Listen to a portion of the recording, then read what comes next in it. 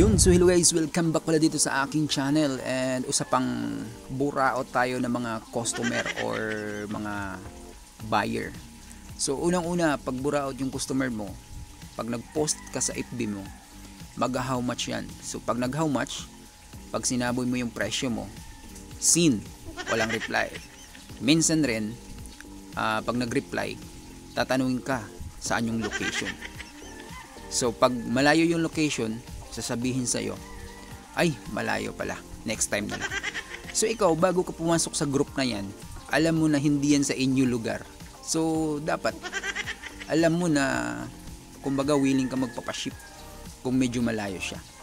Lagay natin isang city lang yung pagitan. So hindi naman talaga yun sobrang layo. Pwede mo yan ma-ship, pwede mo yan i-meet up or depende sa usapan nyo. Pero ganyan palagi yung mga alibay na mga buraot na mamimili. Pag malayo, ay malayo pala, next time na lang. Pag may kamahalan yung presyo. Pero pag mura, bus, meet up tayo. Bus pa ship. Yan. Tapos isa pa, yung mga buraot na mga strategy. So pag nasabi mo na yung presyo, alam mo, pag may kamahalan, sasabihin sa'yo, boss, may ganito ba kabang ganitong klaseng isda? Yan, tatanong yan ng ibang isda na wala ka. Ganoon yung mga strategy ng mga buraot na buyer. So ang sasabihin mo, wala. So sasabihin yan, next time na lang. Pero pag mura, okay, game. Ganon yung buraot. Tapos isa pa, ito yung palagi nating na i-encounter. Kahit sinong fish keeper na i-encounter yung mga ganitong klaseng alibay. Pag nag-how much, sabihin mo yung presyo. Pag medyo may kamahalan, syempre pag quality, may laman talaga yung yung presyo.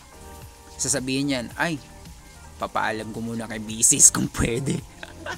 Or tatanungin ko muna yung GF ko kung gusto niya. Ayun yung mga alibay ng mga buraot na mga buyer. Tatanungin muna si Mrs. Papaalam muna kay Mrs. Ay, pesting yawa, oy. Yun pala guys, ay kakabalik lang natin sa pagbablog kasi kakabawi lang natin ng channel natin sa pagkakasuspende ni YT. Yan. So medyo vlog na tayo ngayon ulit kasi wala na tayong suspension. Yan. So ganun lang guys yung usapan natin today about sa mga buraot lang na buyer. Sigurado ako na i-encounter nyo rin yan during nag-post kayo sa mga FB nyo.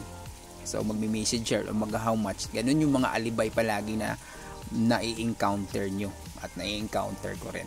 Ayan. So happy fish keeping pa rin tayo guys. Yan.